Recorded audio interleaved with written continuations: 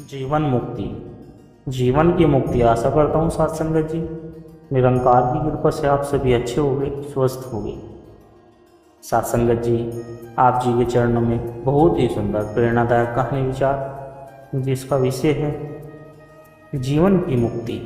तो आइए साथ संगत जी जानते हैं इस प्रेरणादायक कहानी के माध्यम से।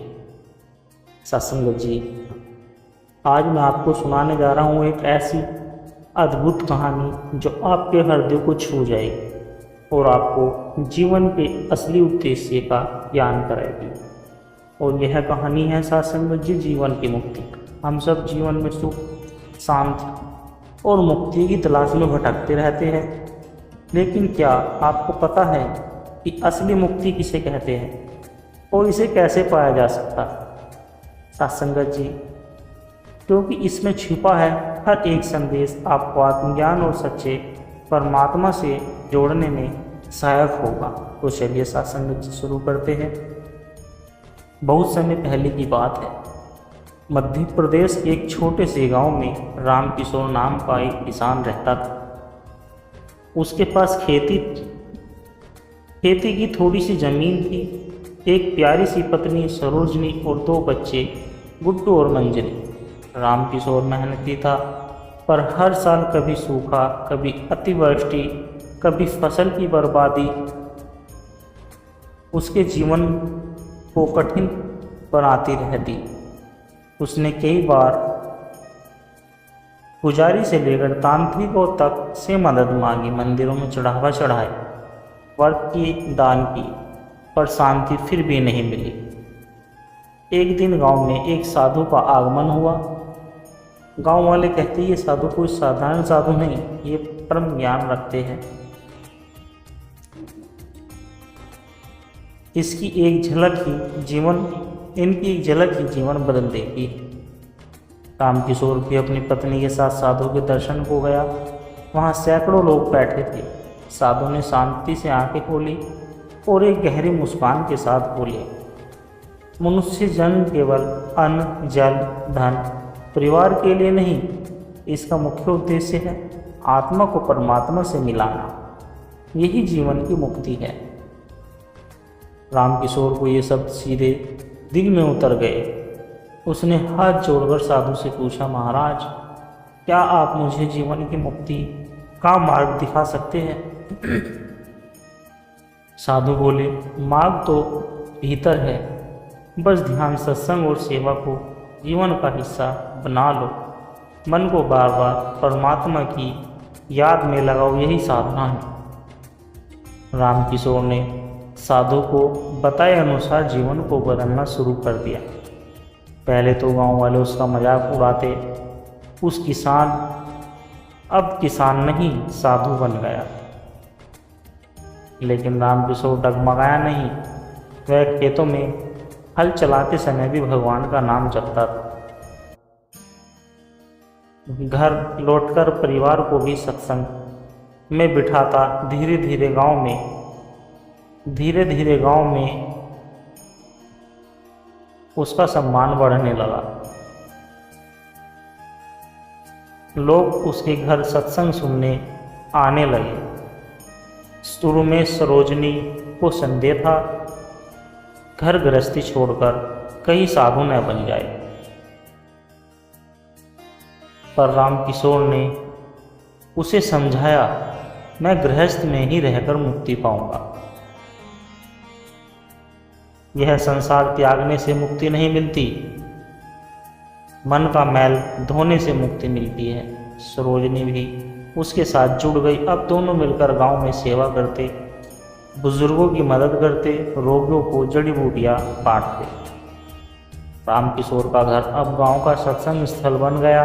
लोग दूर दूर से सत्संग सुनने आने लगे। बच्चे भी संस्कारों से भर गए। गुड्डू और मंजरी भी हर काम में परमात्मा को स्मरण करो,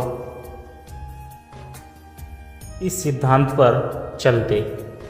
एक साल गांव में भयंकर अकाल पड़ा। लोग भूख से तड़पने लगे। रामकिशोर के घर में भी मुश्किलें थी, पर उसने अपनी सारी अनाज की बोरियां खोलकर गांव वालों में बांट दी। लोग बोले, तुम्हारा घर खाली हो जाएगा।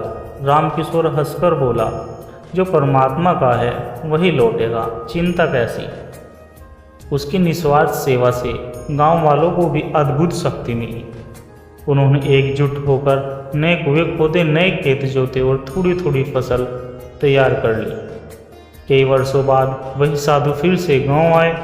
उन्होंने देखा कि अब रामकिशोर केवल एक किसान नहीं बल्कि गांव का मार्गदर्शन बन गया है। गांव में हर कोई अब ईमानदारी, सेवा और सत्संग से जुड़ा है। साधु ने रामकिशोर से कहा, तुमने ज्ञान को कर्म में बदल दिया। यही जीवन की मुक्ति का रहस्य है। सेवा में समर्पण, कर्म में भक्ति और हर क्षण परमात्मा की स्मृति। रामकिशोर ने जीवन भर अपना शरीर मेहनत, सेवा और सत्संग में खपा दिया। वृद्धावस्था में उसने गांव वालों को अंतिम उपदेश दिया कि मुक्ति मृत्यु के बाद नहीं, जीवन में ही मिलती है। जब मन विकारों से मुक्त होता है और हर कार्य में परमात्मा का स्मरण होता है, वही मुक्ति है। रामकिशोर की समाधि गांव में बनी, जो आज भी सत्संग स्थल गांव वाले अब भी कहते हैं। जहां परमात्मा का नाम है, सेवा है, वहीं जीवन की मुक्ति है। सत्संग, सेवा और स्मरण, यही जीवन की सच्ची मुक्ति के साधन हैं। संसार छोड़ने से नहीं, संसार में रहते हुए मन को परमात्मा में लगाने से मुक्ति मिलती है। हर किसी को अपने जीवन को सेवा और भक्ति से पवित्र बनाना चाहिए। सत्संगत जी कई वर्षों पहले हिमालय की तराई में बसा एक छोटा सा गांव, जिसका नाम कपिलधारा था। वहाँ वैभव मिश्रा रहते थे, जो गांव के प्रधान और एक धनी जमींदार थे। उनके पास खेत, बाग, बगीचे, नौकर चाकर सब कुछ था। लेकिन वैभव मिश्र की सबसे बड़ी संपत्ति थी उनका घमंड। उन्हें लगता था कि धन ही सब कुछ है। गांव के गरीब किसान उनके सामने हाथ जोड़कर खड़े रहते और वैभव मिश्र उन्हें दुत्कारते थे। वैभव की पत्नी सौम्या बहुत सरल स्वभाव की थी। वह हमेशा कहती, स्वामी, यह धन और मान सम्मान नश्वर है, आखिरकार खाली हाथ ही तो जाना है। पर वैभव हंसते हुए कहता, मुझे मुक्ति की कोई परवाह नहीं, मैं यही स्वर्ग बना लूँगा। एक वर्ष कपिलधारा में भीषण बाढ़ आई। नदी का पानी गांव में घुस गया, खेत बह गए, घर ढह गए। वैभव मिश्र के गोदामों में रखा अनाज और धन पानी में बह गया। जब बाढ़ थमी तो गांव भूख से कर रहा था। लोग वैभव के पास मदद मांगने आए, पर उनके पास भी अब कुछ नहीं बचा था। गांव वालों का विश्वास टूट गया। जिसे वे सबसे बड़ा सहारा मानते थे, वह स्वयं असहाय था। अब वैभव और सौम्या के पास खाने को दाना नहीं था। नौकर चाकर भाग गए। वैभव ने कई गांवों में जाकर उधार मांगा, पर जिसने एक जमाने में सबको दबाया हो, उसे कौन देता और क्या देता। भूख से छटपटाते वैभव ने पहली बार जीवन में अपनी पत्नी से कहा, सौम्या, क्या सच में इस जीवन का उद्देश्य कुछ और है?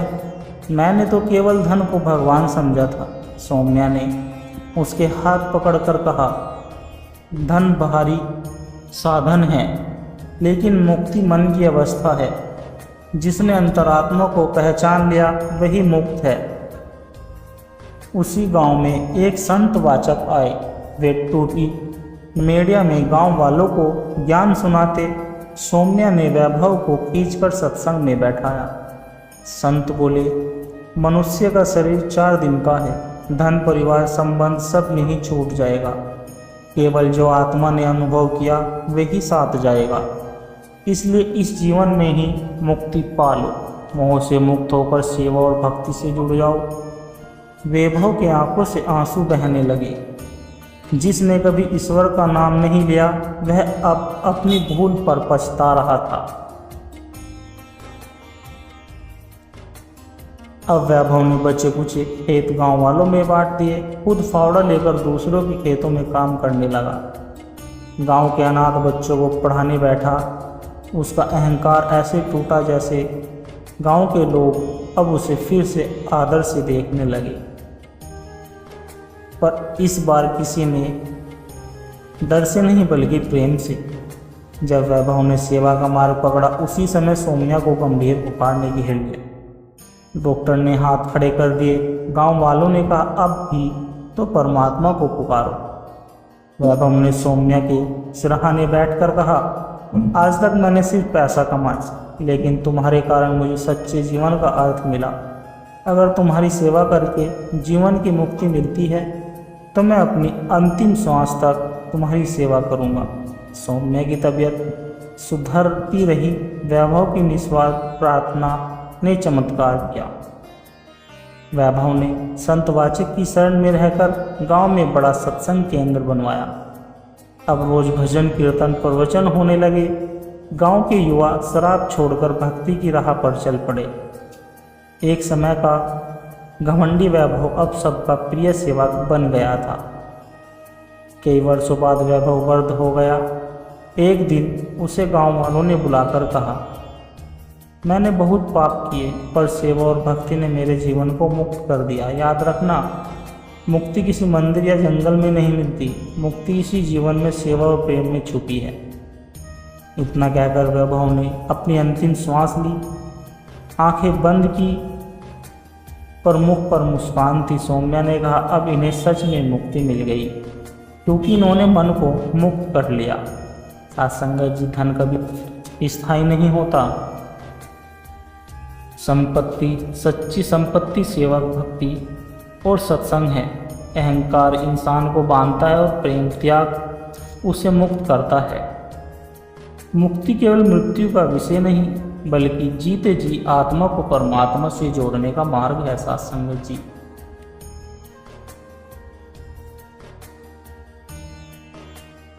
संगत जी, बहुत समय पहले उत्तर भारत के एक पहाड़ी गांव में दीपक वर्मा नाम का एक युवक रहता था।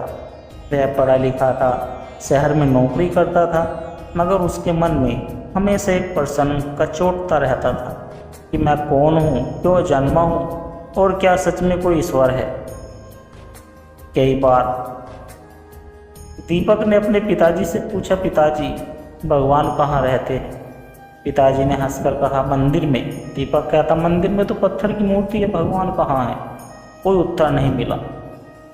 दीपक ने कॉलेज खत्म किया, अच्छी नौकरी मिली, ऊंची तनख्वाह, बड़ा फ्लैट, गाड़ी, सब कुछ पा लिया। फिर भी मन बेचैन था। क्लबों में गया, विदेश घूम आया, नए नए शौक पूरे किए, मगर अंदर एक खाली पंजस का तस था। एक रात उसने अपने आप से कहा, मैंने सब पा लिया, पर आत्मा को चैन क्यों नहीं मिला? इतनी बेचैनी में एक दिन दीपक इसी की सलाह पर हिमालय की ओर निकल पड़ा। उसे किसी सच्चे गुरु की तलाश थी। वह जगह जगह साधुओं के डेरे पर गया, मगर कहीं मन को तृप्ति नहीं मिली। कई दिनों तक वह पैदल पहाड़ों में भटका, शरीर थक चुका था। एक शाम वह एक गुफा के पास पहुंचा। वहाँ एक वृद्ध संत ध्यान मगन थे, बिल्कुल मौन, आंखें बंद, मुख पर दिव्यता। दीपक ने धीरे धीरे प्रणाम किया। संत ने आंखें खोली, आ गया तू? बहुत देर कर दी बेटा। दीपक आश्चर्य से बोला, आप जानते थे कि मैं आऊँगा? संत ने मुस्कुराकर कहा, कौन आता है कौन जाता है, सब उसका खेल है। दीपक ने गुरु के चरण पकड़ लिए। गुरुदेव, मुझे ईश्वर मिल जाएगा ना? गुरु बोले, बेटा ईश्वर कोई व्यक्ति नहीं, कहीं दूर बैठा हो। ईश्वर तेरा अपना स्वरूप है। मन से भ्रम हटाओ, सेवा करो, प्रार्थना करो, ध्यान करो, वही परमात्मा का मिलन है। दीपक ने पूछा, मुझे क्या करना होगा? गुरु बोले, सबसे पहले मन को वश में करो, दूसरों की सेवा करो, झूठ, छल, क्रोध, लालच छोड़ो और सबसे पहले अपने अंदर के द्वेष को मिटाओ। गुरु ने दीपक को वापस गांव लौट जाने को कहा।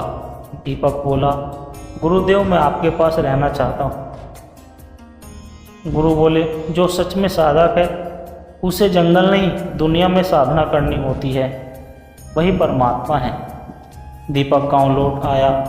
अब वह गांव के बच्चों को पढ़ाने लगा, बीमारों की देखभाल करने लगा। पहले लोग उसका मजाक उड़ाते थे, शहर का लड़का अब संत बन गया। मगर धीरे धीरे गांव वाले उसकी सेवा भावना को देखकर बदलने लगे। एक दिन गांव में महामारी फैल गई। दीपक दिन रात लोगों की सेवा में जुट गया, खुद को बीमारों की सेवा में लगा दिया। दवा दवाई सफाई खाना सब संभालता रहा। रात दिन अपना छोटा भाई एक रात उसका छोटा भाई भी बीमार से तड़पने लगा। दीपक ने सबके सामने अपने भाई को नहीं, पहले गांव वालों को प्राथमिकता दी। उसका मन रो रहा था, मगर उसने सीखा था सच्चा साधक अपने कर्तव्य को भगवान मानता है। कई सालों बाद वह फिर गुरु के पास पहुंचा। गुरु वृद्ध हो चुके थे। दीपक ने कहा, गुरुदेव क्या मुझे परमात्मा मिल गए? गुरु बोले, तू खुद परमात्मा बन गया है बेटा। जिस दिन मन स्वार्थ से मुक्त हुआ, सेवा में लगा, वही दिन मुक्ति का है। अब तुझे कहीं जाने की जरूरत नहीं। दीपक की आंखों में आंसू थे, पर वो आंसू दुख के नहीं थे, वे आंसू आत्मा का परमानंद था। गुरु के शरीर छोड़ने के बाद गांव वालों ने दीपक को ही अपना मार्गदर्शन बना लिया। अब वह गांव का नहीं, दूर दूर से लोग उससे जीवन की शिक्षा लेने आते थे। वह कहता, परमात्मा कोई बाहर नहीं, वह प्रेम, सेवा और ध्यान में छिपा है। यही जीवन की मुक्ति है। साथ संगत जी, परमात्मा कहीं बाहर नहीं, वह स्वयं का निर्मल मन है। सेवा और त्याग से मन पवित्र होता है।